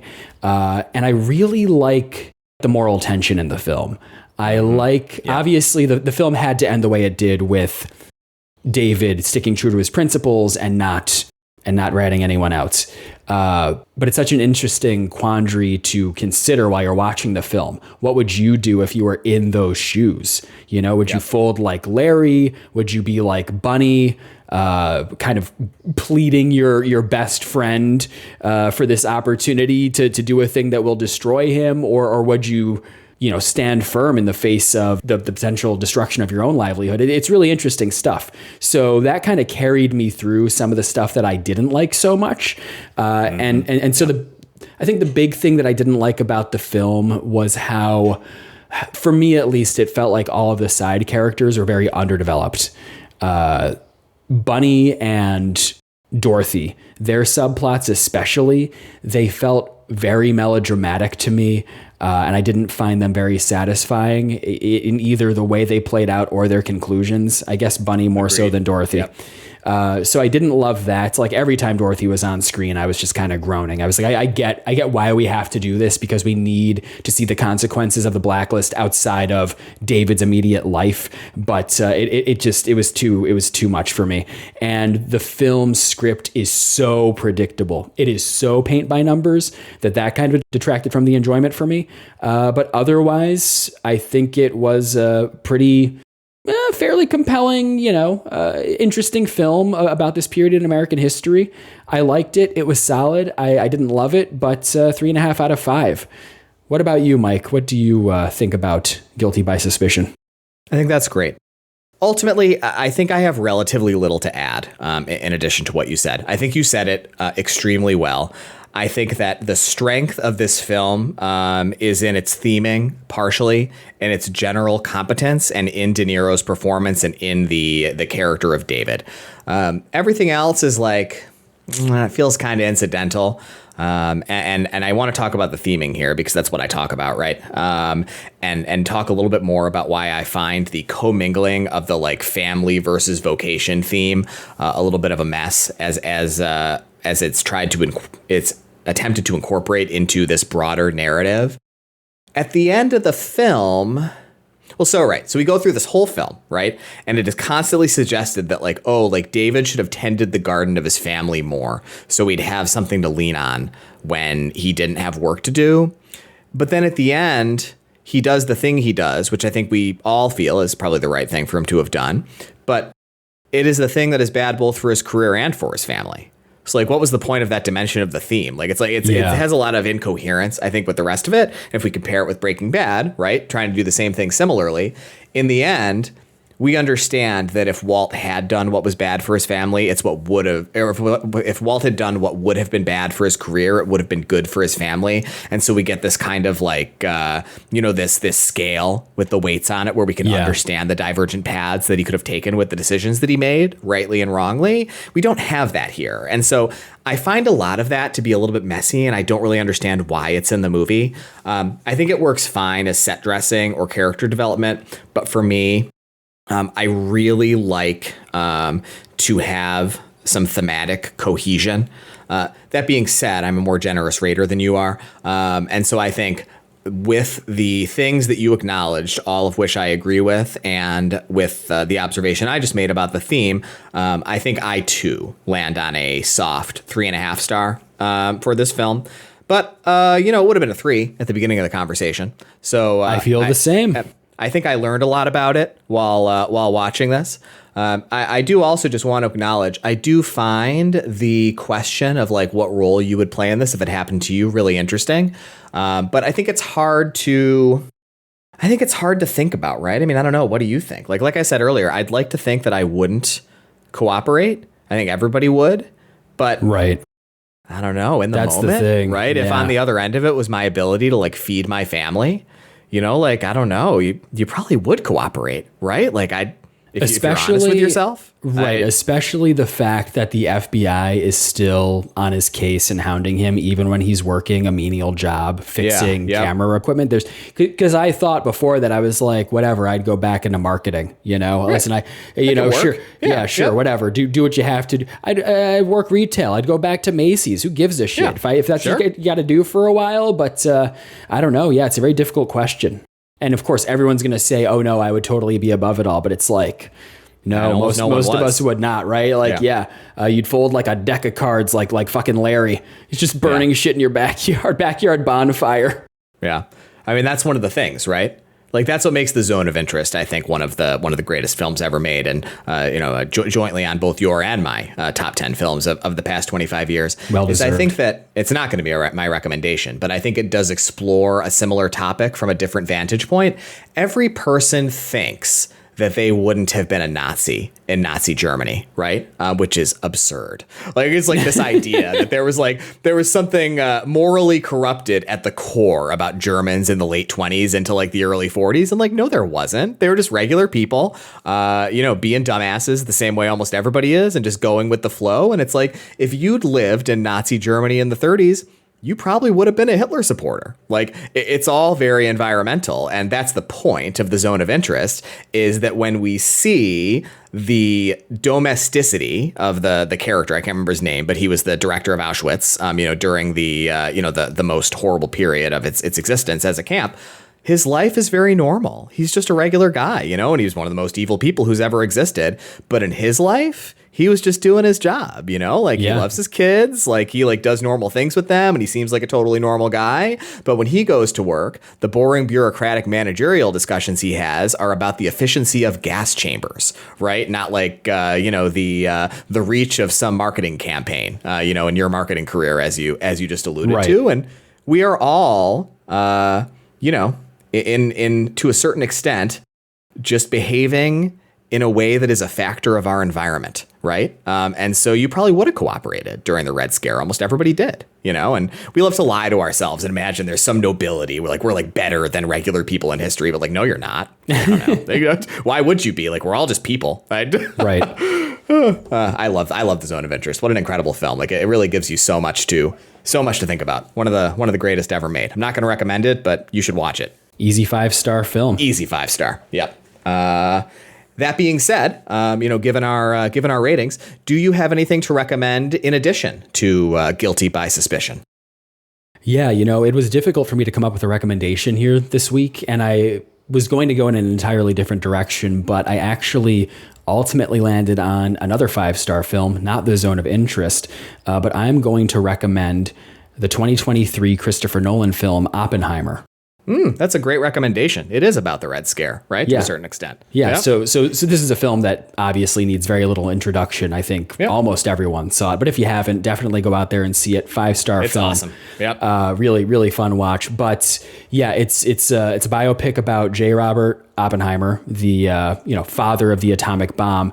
And maybe I'm just high on this type of film right now because I watched Barry Lyndon very recently, which is another 3-hour long character drama where you follow a guy throughout the course of most of his adult life. But Oppenheimer is interesting. I think it works really well as a companion piece to Guilty by Suspicion because it is about the Red Scare in some ways. But it's not about the Hollywood blacklist. It's about how the Red Scare extended into this political fallout that Oppenheimer faced. So, it's extending into science and politics. And it's just such a compelling film. It's told non-linearly. There's so much I could, rave about. The cinematography, the music, it all comes together so well and it flies for a 3-hour long film. And I will say too, if you've seen Oppenheimer before, a fresh new way to potentially watch it if you don't feel like sitting down for the full 3 hours. I tried this last year, the third time that I watched Oppenheimer. There is a really great fan edit that I'll link to in the supplemental links of this week's episode called Chronal Oppenheimer. And it is a re-edit of the film. It's only 2 hours long instead of the film's actual 3. And it's a 2-hour long chronological edit of the film that ends at the same point in time the original film does, when Oppenheimer is talking to Einstein by the pond. And it cuts out all of the black and white Strauss interrogation subplot scenes. So it's just, I'm not saying watch that instead of the original version if you haven't seen it. You should watch it the right way. You should definitely watch it the way, yes, you watch the actual film if you haven't seen it before, but it's an interesting way to rewatch the film. But yeah, Oppenheimer is my recommendation, and I can't recommend it highly enough. What about you, Mike? What do you recommend in addition to Guilty by Suspicion? Yeah, I'll talk about that in a second, but let me talk about Oppenheimer a little bit. So I totally agree with you. Oppenheimer is incredible. It's an easy 5-star, just like Zone of Interest. What a banger year that was, by the way, for films. 2023, like there were some really incredible films that came out that year. It was tough to rank the Oscar picks in 2023. It really was. I love Oppenheimer. I think it's one of those rare films that's over 3 hours long that really feels like it earns it. I think you're a little cooler on the Strauss questioning segments than I am. Yeah. They are the weakest part of the film, but I think Robert Downey Jr.'s performance is amazing and kind of carries those. And so they're worthwhile. They're important scene setting and kind of historical context for what's happening in the film. Cillian Murphy's performance is amazing. And the one thing I want to add, just so I can say something smart that I like to say about Oppenheimer, is I think that one of the strongest things about Oppenheimer is the sound design. The score is amazing, but there's one scene in Oppenheimer that I really love, and this kind of thing happens in it a lot, but it's I think the strongest version of it. There's a scene after the bomb is dropped when Oppie goes to kind of give a speech to the scientists who worked with him on the bomb, and we don't hear what he says or anything like that, but the way that the scene is shown, the sound is completely focused on this like rumbling and applause of the folks whom he's speaking to. And we get kind of interspersed little cuts of like more of an explosion sound. And it conveys so much, so succinctly about Oppenheimer's guilt and his mindset about what he created and the course that he took the world on. And I think that speaks to Chris Nolan. He's not a perfect filmmaker, right? Although I know he's jointly one of your and my favorites. Something that I think he understands really well is the psychology of brooding, tortured men. And I think that is one of those really strong moments. We see it in a lot of his films, but it's one of the best in any of his films. We really understand so succinctly and so artfully what's going on in Oppenheimer's mind, at least from Nolan's perspective. And it's really incredibly powerful storytelling. Oppenheimer is an incredible film. If you haven't seen it, you should watch it. And so I would like to go in a totally different direction with my recommendation. Okay. But I am going to talk about another film that I think is about the joy of vocation, but I think that it is a treatment of the Red Scare that I think for me, and so I'd like to allude back to what I said at the top of the podcast, does a better job of, I think, representing the absurdity of it in a way that I think only these filmmakers could have done. So for my recommendation this week, I would like to recommend the 2016 Coen Brothers film, Hail Caesar. Mike, did you ever watch it? I can't remember. I know I recommended it to you. Buddy, not only did I watched it at your recommendation, it was my other option for my recommendation this week. Perfect. Well, I'm going to say what I want to say about it, and then you can say what you want to say about it. So Hail Caesar it's about the Red Scare, right? But it's incidental. Hail Caesar is the kind of masturbatory film about Hollywood that Mike alluded to earlier when he said he doesn't really like that kind of thing. And I think the reason why it works is because the Coen brothers, they side-eye everything, And I think that's the right way to think about this, is with a little bit of a side-eye, because it's fucking ridiculous. So, here's what Hail Caesar is about, right? So Hail Caesar is about this guy that Josh Brolin plays, who is a tremendously compelling character. He carries the film, named Eddie Mannix. And Eddie Mannix is this Hollywood fixer in the late 40s and early 50s. And it's just about a week in his life. He is trying to keep the studio running, and things are really hard.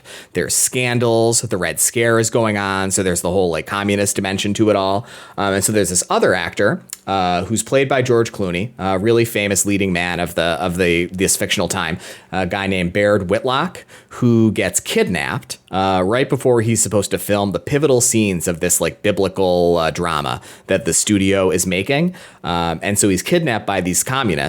And he's a total dipshit. So he's immediately taken in by all of their arguments they make, all of their socio-political observations and arguments that they make.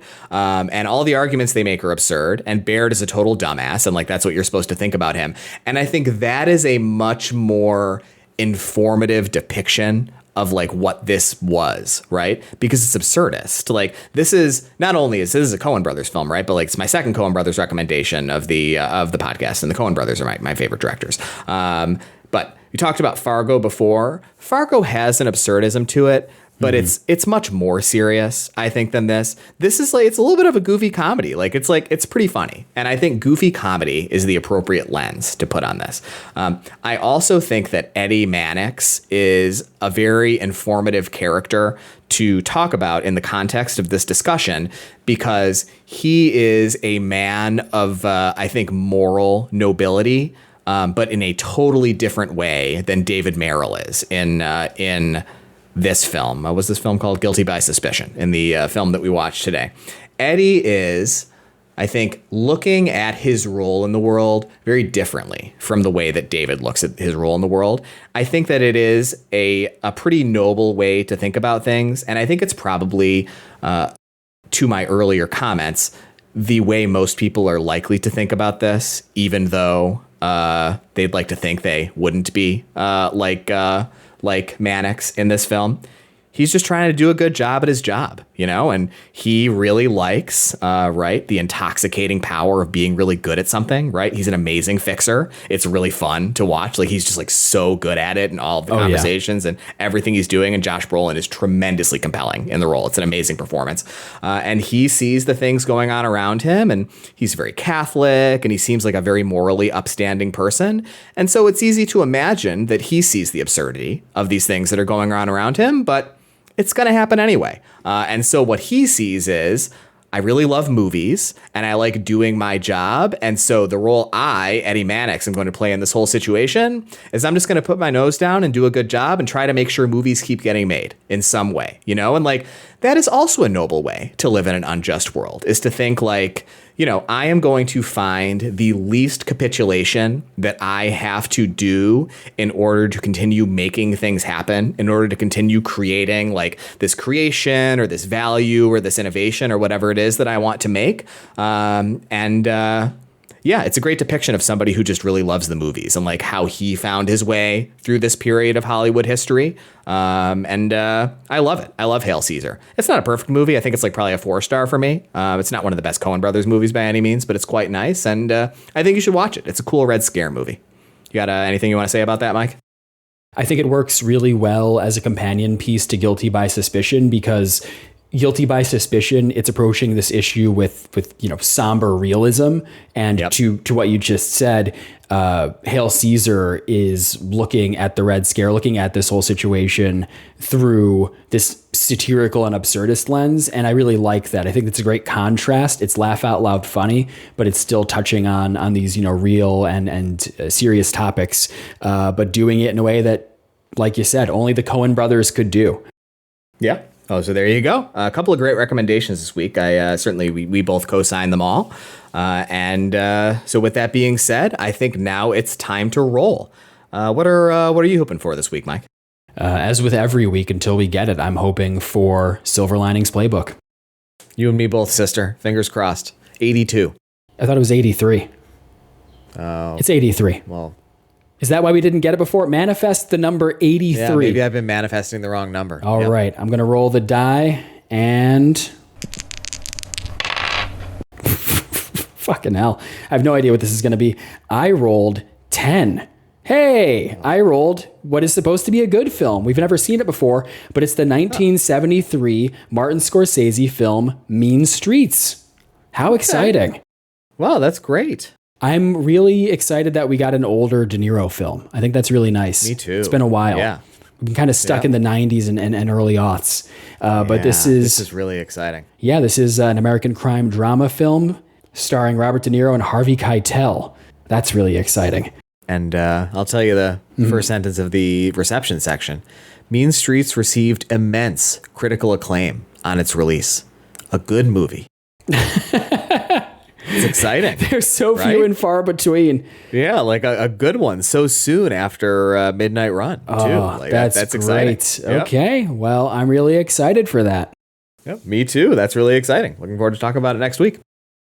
Well, great. That's our roll. We will be doing Mean Streets next week. And exciting. So that, very exciting. Yeah, one of the good ones. Early career. Very exciting. One of the good ones. Yeah. Yeah, one of the good ones. And so with that, I think we can conclude what I think is likely to be one of the longest episodes of this podcast ever, but I think it's been a nice one. I've really enjoyed the conversation. It's been worthwhile. Yeah, I've enjoyed it.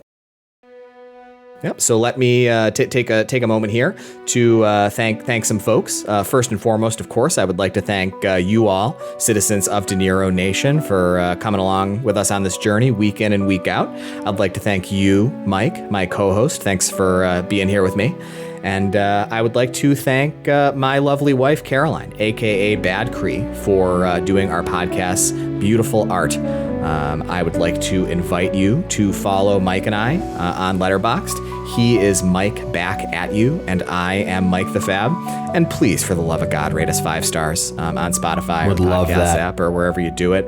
We really need this. We need this because when we get blacklisted, and fired from whatever our professions are, when it happens, we're gonna need this podcast to put food on our family's table. So please, 5 stars only. Oh, you looked like you had something you wanted to say. Yeah. No. Just take us out. I hope you leave this in. And please write us a letter about literally anything at ourherodeniro@gmail.com. We will be back next week to discuss Mean Streets. So there you go. Thanks, everybody. Have a good one. See you then.